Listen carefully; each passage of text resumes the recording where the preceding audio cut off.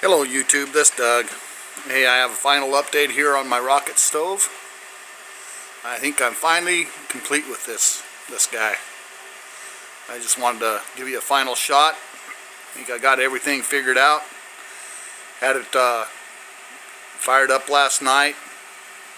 Actually, I got it going right now, and it's perking right along. I had it up to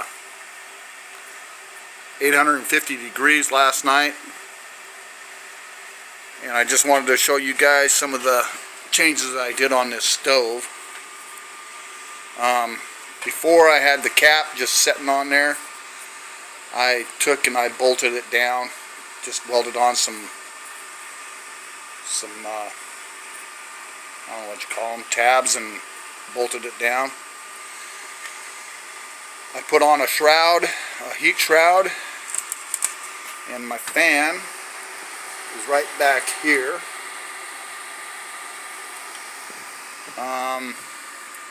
Right now it's just I've got it going. It's perking along. I'll have to grab my heat gun wherever I put it, and we'll see what it's doing.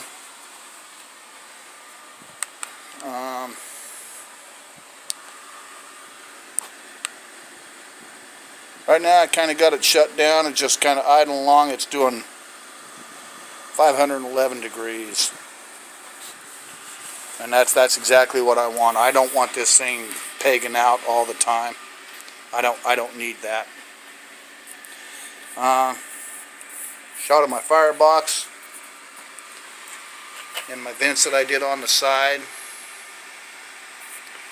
My ash pan down here. And I'll tell you, it works good. I haven't touched it now for about an hour. Just leaving it alone and just letting it see what it'll do, and it's maintaining heat and doing a really good job. One thing I did do on the bottle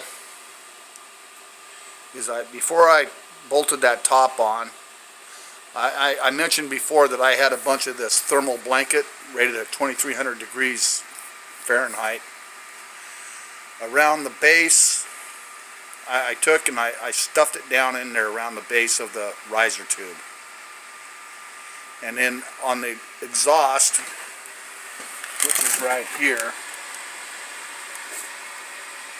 I had a spare sheet of stainless steel from the inside of my box, and I bent it and I made a little tunnel for the exhaust to escape out. And then I stuffed that thermal blanket all around that, and then I took and I wrapped my riser tube, the 8-inch outer shell, in this thermal blanket. So the whole thing all the way up is wrapped in thermal blanket. And it really made a significant difference in the way the stove, the heat output of this stove. And I don't understand why.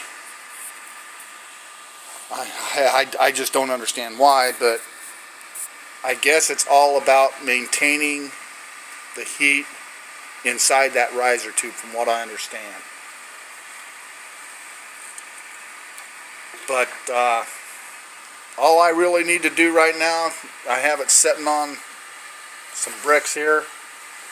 I'm going to weld a couple legs on the bottom of the tank and weld something on the bottom of my firebox before I move it inside the house. I'm getting my work done on my house, on my basement this week. This coming week, they're going to be done probably next weekend. So I'm going to be moving this stove inside. It's still chilly here. We were supposed to have 60 degrees today, but it didn't happen. And it's still brisk outside.